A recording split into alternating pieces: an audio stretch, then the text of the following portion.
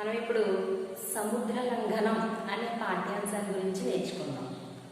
సముద్ర లంఘనం అంటే సముద్రాన్ని లంఘించడం, అంటే సముద్రాన్ని దాటడం. ఇది మనకి పురాణాల్లో ఎవరో ఒక వ్యక్తి చేసినట్టు మీకు తెలుసు. ఎవరు చేశారు ఈ పనిని? సముద్రాన్ని ఎవరు లంఘించారు? సముద్ర లంఘనుడు అని ఎవరిని అంటారంటే హనుమంతుడిని అంటారు. ఎవరిని అంటారు? హనుమంతుడు. హనుమంతుడు సీతాదేవిని వెతకడానికి సముద్రాన్ని లంఘించి లంకకు వెళ్ళి సీత జాడ తెలుసుకుని ఎక్కడికి వస్తాడు? రాముడి దగ్గరికి. సీతాదేవిని చూశాను, రామ సీతాదేవిని చూశాను, నేను సీతమ్మని చూశాను అని రావడం జరుగుతుంది.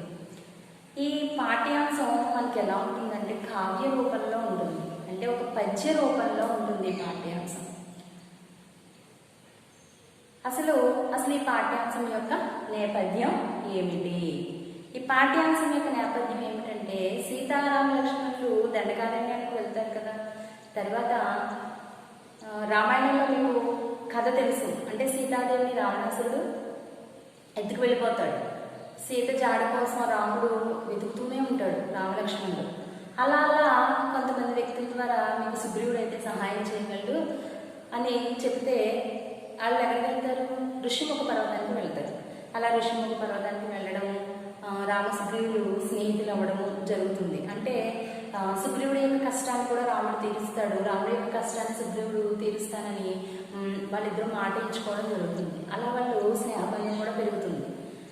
ఇక్కడ సుగ్రీవుడికి ముందుగా సుగ్రీవుడి యొక్క కష్టాన్ని రాముడు తొలగిస్తాడు. అంటే తన యొక్క అన్న వాలితో ఉన్నటువంటి ఇబ్బందిని తొలగించి కిష్కింధకు రాజును చేస్తాడు శ్రీరాముడు. తర్వాత సీతాన్వేషణ కోసం సుగ్రీవుడు వానర సైన్యాన్ని 4 దిక్కులకు పంపిస్తాడు. అంటే తూర్పు, పడమర, ఉత్తర, దక్షిణ దిక్కులకు పంపిస్తాడు. పంపించేటప్పుడు దక్షిణ దిక్కుగా ఆంజనేయ స్వామిని పంపించడం జరుగుతుంది. అక్కడ సుగ్రీవుడికి ఒక నమ్మకం ఉంది, ఈ కార్యం హనుమంతుడి వల్ల పూర్తవుతుందని. రాముడికి కూడా బలమైన నమ్మకం ఉంది, ఈ కార్యం రాముడు ఎవరి వల్ల? ఆంజనేయుడి వల్లే అవుతుందని. అందుకే ఏ దిక్కుకు వెళ్ళిన వారికి, ఏ దిక్కుకై 3 దిక్కులకు వెళ్ళిన వారికి ఏ విధమైనటువంటి ఒక గుర్తుని ఇవ్వకుండా హనుమంతుడికి మాత్రమే తన అంగుళీకాన్ని, అంటే తన ఉంగరాన్ని గుర్తుగా ఇస్తాడు సీతాదేవి చూపించమని. అంటే నేను రాముడే పంపించడానికి తెలియడానికి గుర్తుగా ఒక అంగుళీకం, అంటే ఒక ఉంగరాన్ని ఇవ్వడం కూడా ఎవరికి ఇస్తాడు? హనుమంతుడికి ఇవ్వడం జరుగుతుంది. అలా వాళ్ళు ఏమవుతుంది, వీళ్ళు కూడా హనుమంతుడు, జాంబవంతుడు, అంగదుడు, వీళ్ళ యొక్క అంగదుడి నాయకత్వంలో జాంబవంతుడు వీళ్ళంతా ఏమవుతారంటే వెతకడం జరుగుతుంది. వీళ్ళు కూడా ఒక 4 రోజులైనా సీతారామ యొక్క జాడ తెలియదు.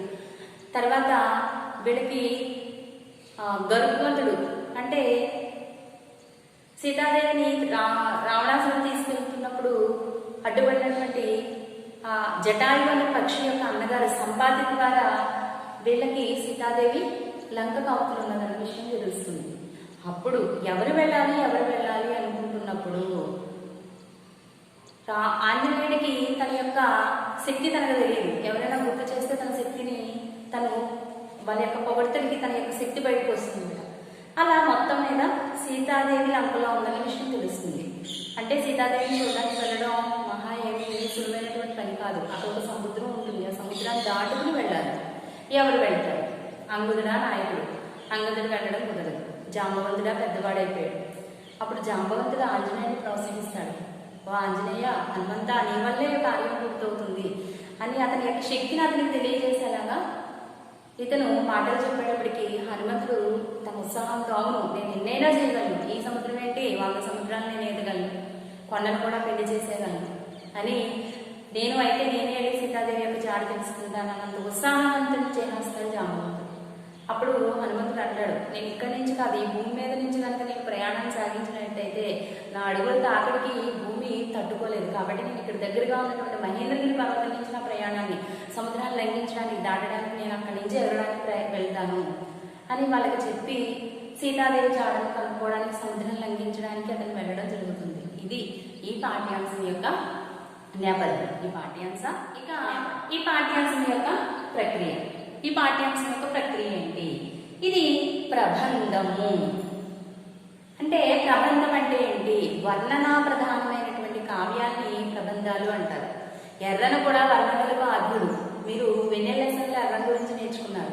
ఎర్రను కూడా వర్ణనలకు ఆద్యుడు. అంటే ఇది వర్ణనా ప్రధానం, వర్ణించడం. ఆ వర్ణనా ప్రధానమైనటువంటి కావ్యాలను ఏమంటారంటే ప్రబంధము అంటారు. శ్రీకృష్ణదేవరాయల కాలాన్ని ప్రబంధ యుగము అంటారు. తెలుసు కదా శ్రీకృష్ణదేవరాయలు అంటే. చూడండి, ఆయన మన తెలుగు భాష కూడా మనకి వచ్చేటటువంటి మాటలు చెప్పారు. ఆయన దేశ భాషలను తెలుగు లెస్స అన్నారు. అలాంటి శ్రీకృష్ణదేవరాయల యొక్క యుగాన్ని, అంటే అతను పరిపాలించిన కాలాన్ని ప్రబంధ యుగము అన్నారు. ఆయన తన రాజ్యంలో పరిపాలనలో 8 మంది అష్టదిగ్గజులు కవులు ఉండేవారు. 8 మంది కవులు ఉండేవారు. వాళ్ళలో ఆ ప్రబంధ యుగానికి సంబంధించినటువంటి అక్కడ ప్రబంధం పుట్టింది. అంటే అక్కడ ఉన్నటువంటి ఆ కవులు ప్రబంధ రచన కొనుక్కోవడం జరుగుతుంది. అసలు ప్రబంధం అంటే పురాణ ఇతిహాసాల నుండి చిన్న కథను తీసుకుని పెంచి పోషించి స్వతంత్ర కావ్యంగా రాస్తే దాన్ని ప్రబంధము అంటారు. పురాణ ఇతిహాసాల నుంచి అష్టాదశ పురాణాలు ఉన్నాయి మనకి. ఇతిహాసాలు రామాయణం, భారతం ఉన్నాయి. ఇలా వాటిలో నుంచి ఒక కథను తీసుకుంటారు. వాటిలో అంటే అలా పురాణాల నుంచి కానీ, ఇంకా ప్రబంధం ఇతిహాసాల నుంచి కానీ. ఇతిహాసాలు అంటే రామాయణం నుంచి కానీ, మహాభారతం నుంచి కానీ ఒక కథను తీసుకుని పెంచి పోషించి, అంటే దాన్ని వీళ్ళు రాసినట్టుగా ఒక స్వతంత్ర కావ్యంగా రాస్తే దాంట్లో వర్ణనలు పెట్టి వర్ణనలు చేస్తూ ఒక స్వతంత్ర కావ్యంగా రాస్తే దాన్ని ప్రబంధం అంటారు. ఈ ప్రబంధంలో ఎన్ని వర్ణనలు ఉంటాయంట? అష్టాదశ వర్ణనలు ఉంటాయి. అంటే దశ అంటే 10, అష్ట అంటే 8, 18 వర్ణనలు ఉంటాయి. ఎన్ని వర్ణనలు ఉంటాయి? 18 వర్ణనలు ఈ ప్రబంధంలో ఉంటాయి. అంటే ఈ పాఠ్యాంశ ప్రక్రియ వచ్చేటోడికి ప్రబంధము, వర్ణనా ప్రధానమైన దాన్ని ప్రబంధం అంటారు. శ్రీకృష్ణదేవరాయల యొక్క కాలాన్ని ప్రబంధ యుగము అంటారు తెలుగు సాహిత్య చరిత్రలో. అంటే అసలు ప్రబంధం అంటే ఏంటి? పురాణ ఇతిహాసాల నుంచి చిన్న కథను తీసుకుని పెంచి పోషించి వర్ణనలు చేసి స్వతంత్రంగా రాస్తే దాన్ని ప్రబంధం అంటారు. దీనిలో 18 వర్ణనలు ఉంటాయి. ఇది ఈ పాఠ్యాంశం యొక్క ప్రక్రియ. మరి ఈ పాఠ్యాంశాన్ని మనకు అందించినటువంటి కవి ఎవరు? ఈయన అయ్యలరాజు రామభద్రుడు. కవి పేరేంటమ్మా? అయ్యలరాజు రామభద్రుడు. ఈయన ఏమంటారు? రామభద్ర కవి అని కూడా అంటారు. ఈ అయ్యలరాజు రామభద్రుడిని ఏమంటారు? రామభద్ర కవి అంటారు. ఈయన శ్రీకృష్ణదేవరాయల యొక్క ఆస్థానంలో అష్టదిగ్గజ కవుల్లో ఒకరైన. ఎక్కడ ఈయన పుట్టింది? ఎక్కడ? ఈ క్రీస్తు శకం 16వ శతాబ్దంలో, అంటే శ్రీకృష్ణదేవరాయల యొక్క కాలంలో కడప జిల్లా ఒంటిమిట్ట ప్రాంతం వాడు. ఈయన ఎక్కడ జన్మించాడు? కాలం వచ్చినప్పుడు 16వ శతాబ్దం. ఈయన ఎక్కడ జన్మించాడు? కడప జిల్లా ఒంటిమిట్ట ప్రాంతంలో జన్మించడం జరిగింది. ఈయన శ్రీకృష్ణదేవరాయల యొక్క అష్టదిగ్గజ కవుల్లో ఈయన కూడా ఒకరు.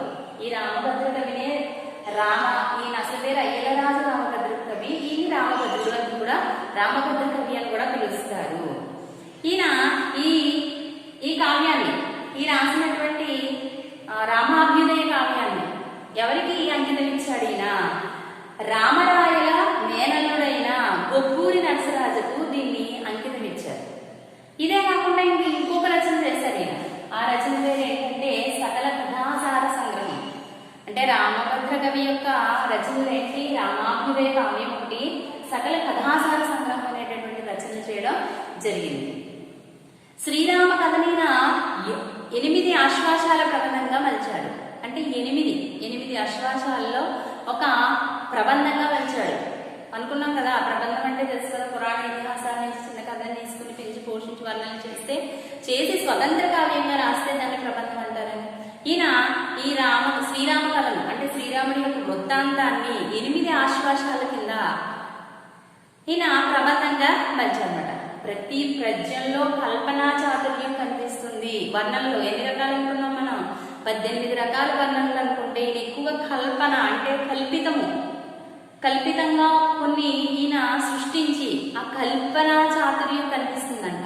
రామభద్ర కవి కవితా సామర్థ్యం అంతా చమత్కారంతో కూడి ఉంటుంది. ఈయన రచనలన్నీ కొంచెం చమత్కారంగా ఉంటాయంట. అలా ఉంటాయన్న విషయం మనకి ఆయన యొక్క వర్ణనలోనే తెలుస్తుంది. ఆయన వర్ణనలో మనకి ప్రస్ఫుటమవుతుంది. ఇతనికి బిరుదులు ఉన్నాయి, 2 బిరుదులు ఉన్నాయి. ఒకటి చతుర సాహిత్య లక్షణ చక్రవర్తి. మొదటి బిరుదు ఏంటమ్మా? చతుర సాహిత్య లక్షణ చక్రవర్తి. రెండవ బిరుదు వచ్చినోడికి ప్రతివాది మద గజ పంచానన. ఈయన బిరుదులు చతుర సాహిత్య లక్షణ చక్రవర్తి ఒకటి, ప్రతివాది మద గజ పంచానన ఒకటి. రచనలు వచ్చినోడికి రామాభ్యుదయ కావ్యము, సకల కథాసార సంగ్రహము. 16వ శతాబ్దంలో జన్మించాడు. కడప జిల్లా ఒంటిమిట్ట ప్రాంతం వాడు. శ్రీకృష్ణదేవరాయలకు ఆస్థానంగా అష్టదిగ్గజులలో ఒకడైన ఈయన పేరు అయ్యరాజు రామభద్రుడు. ఈయనకే రామభద్ర కవి అని పేరుంది. ఇక మనం సముద్రలంకం యొక్క పాఠ్యాంశానికి వద్దాం. సముద్రలంకం యొక్క పాఠ్యాంశాన్ని చూద్దాం. ఏంటి ఈ పాఠ్యాంశం? ముందు మనం ఒక కథ కింద నేర్చేసుకుందాం. తర్వాత దీనికి సంబంధించిన పద్యాన్ని మనం చదువుకోవచ్చు. ఇక్కడ ఏమవుతుంది? సముద్రాన్ని లంఘించడానికి సిద్ధమయ్యాడు. ఎవరు? హనుమంతుడు. ఎక్కడికి వెళ్తానన్నాడు? మహేంద్రగిరి పర్వతం మీద నుంచి నా యొక్క ప్రయాణాన్ని సాగిస్తానని చెప్పడం, అక్కడ ఉన్నటువంటి అంగదుడికి, జాంబవంతుడికి, వానరులందరికీ చెప్పడం జరుగుతుంది. ఈయన ఆ యొక్క పర్వతానికి ఎక్కడ ఎక్కుతుంటే ఎలా ఉందంట? హనుమంతుడు వేసేటటువంటి అడుగులు పిడుగులు పడినట్లు పెద్ద పెద్దగా శబ్దం వస్తున్నాయి. వేగంగా తోకను తిప్పుతున్నాడు అట. అంటే సీతమ్మ జాడు తెలిసిపోయింది, ఇంకా సీతాదేవిని ఏదో కనుక్కోవాలి తను. కాబట్టి చాలా ఆనందంగా తోకను తిప్పుతుంటే ఆ యొక్క తోక తాకిడికి ఏమవుతుంది అంటే పెద్ద పెద్ద అడుగులు చల్లాచెదరైపోతున్నాయండి. ఆ చెట్ల మీద పడేటప్పటికి పెళ్ళమంటూ అయిపోతున్నాయి. ఇంకా చేతితో చచ్చుకుంటూ వెళ్తున్నాడంట. మనం చూడండి, ఆనందంగా వచ్చినప్పుడు ఈ కాలు అటు ఆ కాలు ఇటు డ్యాన్స్ చేస్తూ దొరికింది ఇలా ఇలా అనుకుంటూ వెళ్తాం కదా, అలా చేతితో చచ్చుతున్నప్పుడు ఏనుగులు మొదలైనటువంటి క్రూర జంతువులు కూడా పరుగులు తీసేస్తున్నాయంట. అంటే ఆ చేతులతో చరిచినప్పుడు కర్రతో కొట్టినట్లుగా అనిపించి ఆ ఏనుగులు సింహాలు కూడా గుహల్లో ఉన్నటువంటిది ఆ సింహాలు ఏనుగులు అడవికి పెద్ద పెద్ద జంతువులైన అవే అడిగిపోతున్నాయంట. ఇంకా హనుమంతుడు ఆటలాడుతున్నట్లు ధ్వనికి చేస్తే అవి పోటీ పడి ఆటలాడుతున్నాడు, కోతలు పూసేస్తున్నాడు అనుకోండి, అవి రీసౌండ్ వచ్చేస్తున్నాయి, ప్రతిధ్వనించేస్తున్నాయన్నమాట. ప్రతిధ్వనించేసి ఏమవుతున్నాయంట? అక్కడ ఉన్నటువంటి కొండల ఏమవుతుందంట? ఆ కొండ కంపించిపోతుందంట. కంపించిపోయి కొండ నేలపై గల సెలయేళ్ళు ఏమవుతున్నాయంట? ఆకాశ వీధికి వ్యాపిస్తున్నాయంట. అతను అడుగులు ఇలా వేసుకుంటూ వెళ్తున్నాడు. వేసుకుంటూ వెళ్ళిపోయేటప్పటికి ఆ యొక్క సౌండ్ కి సెలయేటమవుతుంది, ఆకాశాన్ని తాగుతున్నట్టుగా. ఎప్పుడైతే కాలు ఇలా నీళ్ళపై వేసాడో ఆకాశాన్ని తాగుతుంది కాబట్టి అక్కడి నుంచి కిందకు పడుతున్నాయి. అతను చేసేటటువంటి అల్లరికి కొండలు కూడా కనిపించిపోతున్నాయంట. ఎలాగైనా సరే నేను రామకార్యాన్ని పూర్తి చెయ్యాలి అంటే, రామకార్యం అంటే ఏంటి? సీతాదేవి చూసి రావడం లేదా తీసుకుని రావడం. రాముడు నాకు అప్పచెప్పినటువంటి కార్యము అంటే పని. ఆ పనిని పూర్తి చేయాలనేటువంటి ఉత్సాహంతో ఏమైపోతున్నాడంటే, ఉత్సాహం పక్కన ఉంది అతనికి. ఒక నెల రోజుల నుంచి వెతికి ఇంకా నేను సీతమ్మ జాడను కనుక్కోలేమోనేమని ఒక రకమైనటువంటి నిశ్చయానికి వచ్చేసిన వాళ్ళకి కోపం, అక్కడ ఉన్నటువంటి రావణాసురుడి మీద కూడా కోపం. దవాగ్నిలా అతను ఏమైపోతున్నాయంటే దహించిపోతుంటే ఆ ఆకాశం అక్కడ ఉన్నట్టు వానరులందరికీ అలా జరుగుతుంది. అయ్యేటప్పటికి ఎప్పుడైతే ఆకాశం అక్కడ పర్వతాల మీద ప్రవహించే సెలయేళ్లలో ఇతను కాలు పడిందో అక్కడి నుంచి పడిన నీళ్లు కిందున్న వానరుల యొక్క ఆకలిని తీర్చి వాళ్ళని చల్లబరిచేలా చేసుకున్నాయంట. ఇంకా ఏం చేశాడు? బలంగా ఉన్న వాయుదేవుడి యొక్క కుమారుడు, వాయుదేవుడి కొడుకు. హనుమంతుడి తండ్రి ఎవరంటే వాయుదేవుడు. అతను వేగంగా వెళుతుంటే ఆ వేగానికి పర్వత శిఖరాలన్నీ ఏమైపోతున్నాయంట? కంపించేస్తున్నాయి. ఇంకా వాయుపుత్రుడు ఏం చేశాడంట? పెరిగి చిన్నగా ఉన్నటువంటి హనుమంతుడికి ఒక వరం ఉంది. తను ఏ రూపంలో కావాలంటే ఆ రూపంలో అవ్వచ్చు. పిల్లి ప్రమాణంలో అయిపోవచ్చు, లేదా పెద్ద కొండలాగా శరీరాన్ని పెంచుకోవచ్చు. అలా ఉన్నప్పుడు అక్కడ తిరిగి ఒక చోట నిలబడ్డాడు. ఏ పర్వతం అది? మహేంద్రగిరి పర్వతం. అక్కడి నుంచి చూసి అనుకున్నాడంట, అయ్యో ఈ సముద్రం దుష్టరావణుడైనటువంటి లంకకి ఒక కోటలా మారిందే, ఒక కవచంలా మారిందే. దుష్టుడు రావణుడు, ఎందుకంటే పరస్త్రీని అతను ఏం చేశాడు? అపహరించాడు. ఇతనికి ఈ సముద్రం ఒక రక్షణగా మారిందే అని ఒక నిమిషం బాధపడ్డాడు. బాధపడి అతను ఏం చేశాడంటే తిరిగి మళ్ళీ మహేంద్రగిరి పర్వతం పైన దక్షిణ దిక్కుగా నుంచున్నాడంట. చూసినప్పుడు అతని చూపు లంకకు చూస్తుంటే రాబోయే కాలంలో ఎలా ఉంటుందంట? ఇక్కడి నుంచి ఈ కొండ దగ్గర నుంచి లంకకి ఒక వంతెన నిర్మాణం జరిగితే కొలత ఎలా తీసుకుంటారో ఒక ఇంజనీర్ కొలతలాగా అతని చూపు అంతా స్థిరంగా అడ్డు నిలిచిందట. కొలత తీసుకునేటటువంటి ఒక వ్యక్తిలా ఇతను అతని చూపు ఆ రకంగా నిలబడింది. అలా అలా చూసిన తర్వాత ఒక చోట ఏం చేశాడంటే ఆయన దక్షిణ దిక్కుగా చూసి నిలబడ్డాడు. ఇంకా తన ప్రయాణానికి సిద్ధమవుతున్నప్పుడు ఏం చేశాడు, తన యొక్క శరీరాన్ని ఇంకా రెడీ చేసుకున్నాడు. కొంచెం భుజాన్ని ఉంచాడు, ఒక కాలు ముందు పెట్టాడు, ఒక కాలు వెనక్కి పెట్టి పాదాలు ఇలా దగ్గరగా పెట్టి నడుము పైన చేతులు పెట్టాడు. ఇలా చేతులు పెట్టి ఇంకా ప్రయాణానికి సిద్ధమవుతున్నాడు. ఒకసారి గాలిని గట్టిగా పీల్చి వదిలాడు. మళ్ళా తోకను ఆకాశం మీదకి పెంచాడు. కొంచెం మళ్ళీ నడుము ఇలా వంచి తన ప్రయాణాన్ని మహావేగంగా సాధించడం మొదలుపెట్టాడు. ఆ చూసే వాళ్ళకి ఎలా ఉందంట, అసలు ఆ చూపుకి అందనంత వేగంగా పరిగెట్టేస్తున్నాడంట. చూడండి, మీరు అమ్మ కోసం పాఠ్యాంశంలో 8వ తరగతిలో వరుణమంతుడు తన యొక్క అమ్మ యొక్క కోరికను తీర్చడానికి ఇంద్రుడి దగ్గరికి దేనికి వెళ్తాడు, అమృతం కోసం వెళ్ళినప్పుడు కూడా బుద్ధి పింఛలో ఎలా అయితే వెళ్ళిపోయాడు. అతడు పక్షి, కానీ ఇతను ఒక వానరుడైనా కూడా ఆ వానరుడు ఏం చేస్తున్నాడంట, మొత్తం తన శరీరాన్ని అంతటిని రెడీ చేసుకుని వెళ్తున్నప్పుడు మొత్తం మీద ఏం చేశాడు, వెళ్ళేటప్పుడు ఇలా ఒకసారి కాన్ ఇలా అనగదొక్కేటప్పుడు పర్వతం ఒకేసారి ఇలా కింద కడిగింది. తన ప్రయాణాన్ని మొదలుపెట్టాడు. అతను ఎలా వెళుతున్నాడు, కొండ అనే విల్లు నుండి వెలువడిన హనుమంతుడు, అంటే కొండ అనేది ఒక ధనస్సు అయితే ధనస్సు నుంచి వదిలినటువంటి బాణంగా తీసుకుపోతున్నాడు. గొప్ప ధ్వనితో పెద్ద పెద్ద కేకలు వేసుకుంటూ ఆ లంకా పట్టణం వైపును తన యొక్క ఎగరడాన్ని మొదలుపెట్టాడు. మొదలుపెట్టేటప్పటికి అతని యొక్క పరుగుని దేవతలు కానీ రాక్షసులు కానీ అందుకోనేనంత, అతని చూపుకి అందనంత ఇదిగా అతను ప్రయాణించడం అనేది జరిగింది. ఇంకా ఏమవుతుంది, కొంతమంది ఏమనుకుంటున్నారంట, అమ్మో హనుమంతుడు కాదు ఎగురుతుంది, సూర్యుడు ఇదేంటి, ఈ రోజు సూర్యుడు పెద్ద కాడి ఉన్న రథంపై రోజు అతను 7 అశ్వాలు ఉన్నటువంటి ఆ రథంపై ప్రయాణిస్తాడు కదా, ఇవాళ కాడి ఏంటి పెద్దగా ఉంది, పెద్దగా కాడి ఉన్న రథం పైన సూర్యుడు ఎంత తొందరగా వెళ్తున్నాడు ఏంటి అనేటట్టుగా కొంతమందికి అనిపించిందంట. అతని యొక్క వేగానికి అందరూ అతన్ని చూసి ఆశ్చర్యచకితులయ్యారు.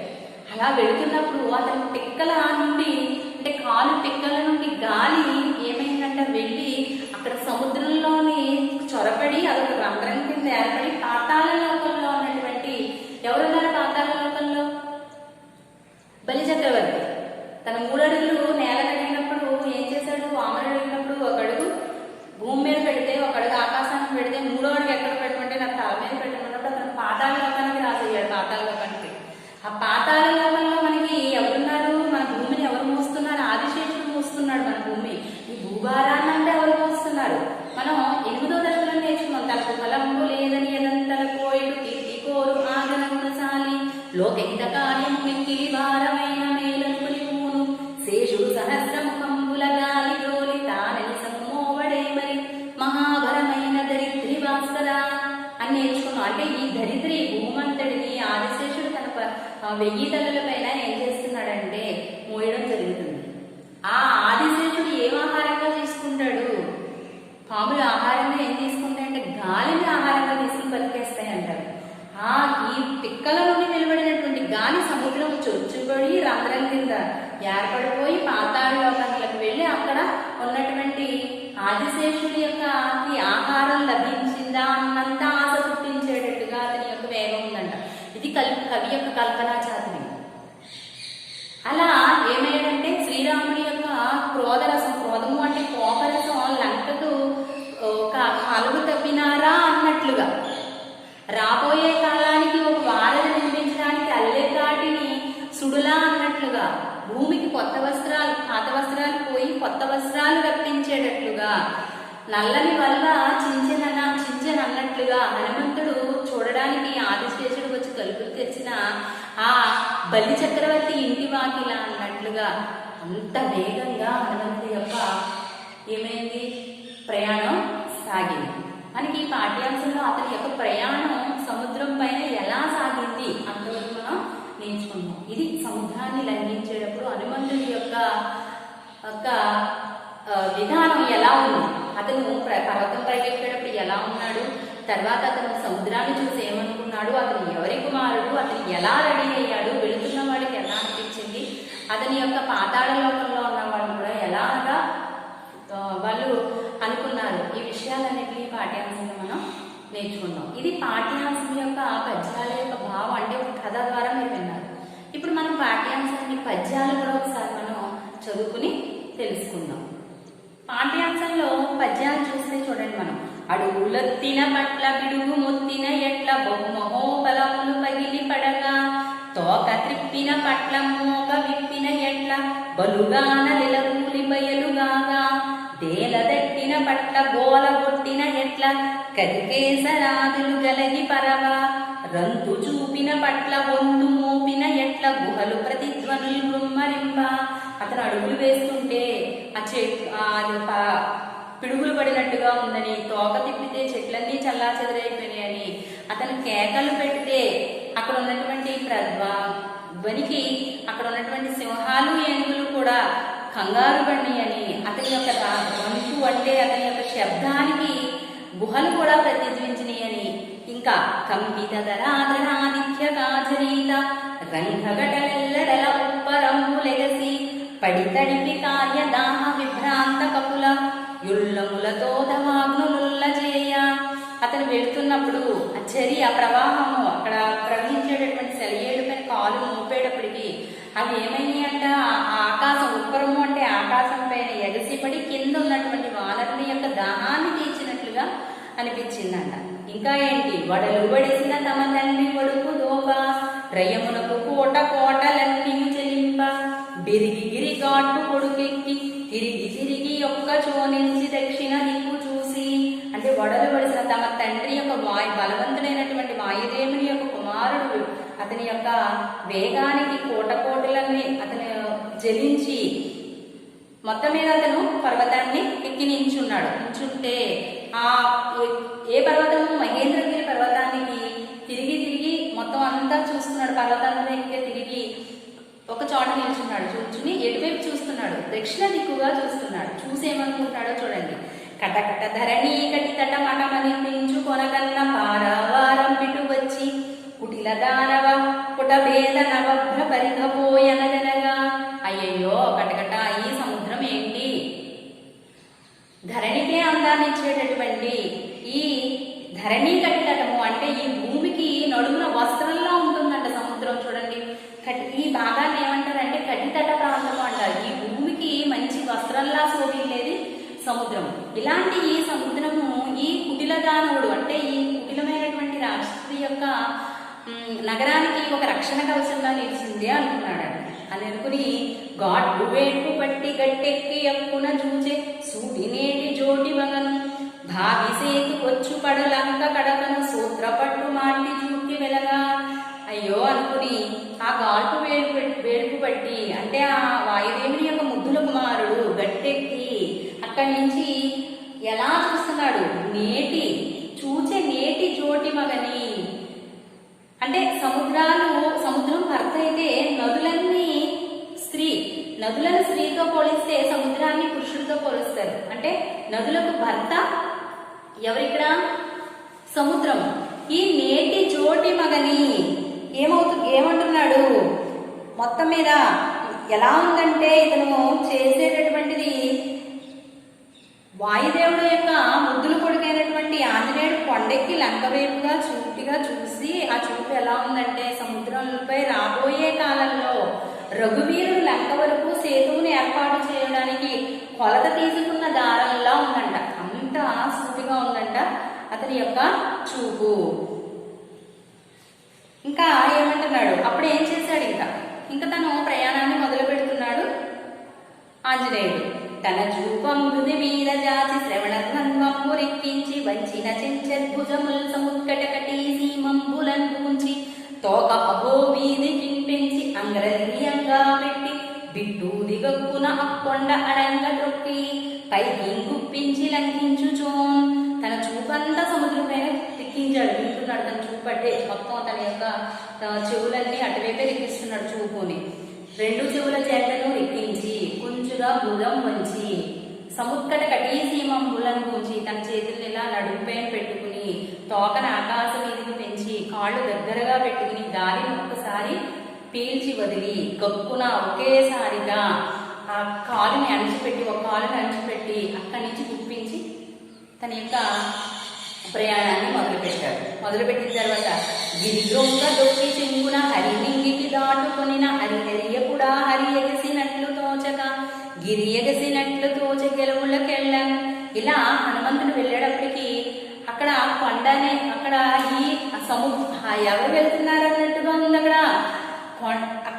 అక్కడ కొండ బిల్లు నుండి వెలువడిన హనుమంతుడు అనే బాణం గొప్ప ధ్వనితో రాక్షసుల పట్టణమైనటువంటి లంక వైపు వెళితే ఆ చూపు దేవతలకు కానీ గరుడులకు కానీ చూపుకు అందనంత వేగంతో అతను వెళ్ళిపోతున్నాడు.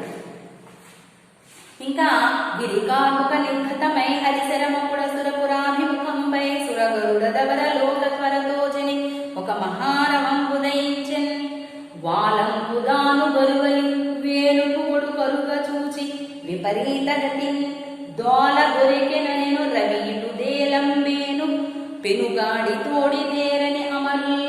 ఏంటి ఈరోజు పెద్ద కాడి ఉన్నటువంటి రథం మీద ప్రయాణిస్తున్నాడేంటి ఈరోజు సూర్యుడు. ఆ సూర్యుడు చాలా వేగంగా వెళ్తున్నాడేంటి, తన రథాన్ని నడిపిస్తూ ఇటు వస్తున్నాడేమో అనుకున్నట్టుగా ఉన్నదండి అతని యొక్క తోకని చూసి. ఏం చేస్తున్నాడు అప్పుడు పవన జింఘా సంభవ పవనమువడి కడలిపాయ పడ నడచి మహావివరమున కుంజురం పడి పవనాసన కోటి ఆశ పరిసి గమించెన్. ఈ పవన జింఘా సంభవ అంటే ఈ హనుమంతుడు వెళ్తున్నప్పుడు పవనము అంటే గాలి, అతని పిక్కల నుండి వెళ్ళినటువంటి గాలి సముద్రాన్ని చీల్చి లోపలికి ప్రవేశిస్తే గాలి ఆ సముద్రం అడుగునున్న పాతాళంలో నివసిస్తున్న ఆ ఆదిశేషుడికి ముందు మనం చెప్పుకున్నాం అంటే వాయువే ఆహారంగా తీసుకున్నటువంటి ఆ పాములకు ఆహారం వచ్చిందేమో అనే ఆశ కలిగించినట్టుగా ఉందంటే అతని యొక్క ప్రయాణం.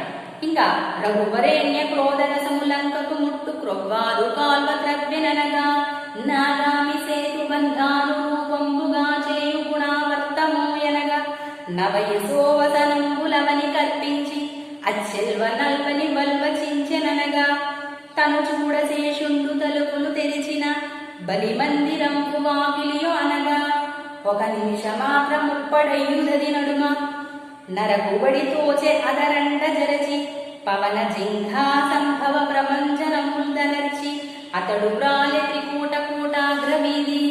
ఇతను వెళ్తుంటే శ్రీరాముని యొక్క కోపం లంకకు చేటు అంటే ముప్పు తెచ్చేటట్లుకి కాలువ తవ్వినారా అన్నట్లుగా ఉందంట. రాబోయే కాలంలో నిర్మించేటటువంటి సేతు బంధనము, సేతు అంటే వంతెన, ఆ వంతెన నిర్మాణానికి అనుగుణంగా చేసిన అల్లెత్రాటి ధ్వనిది సుడులా అన్నట్లుందంట.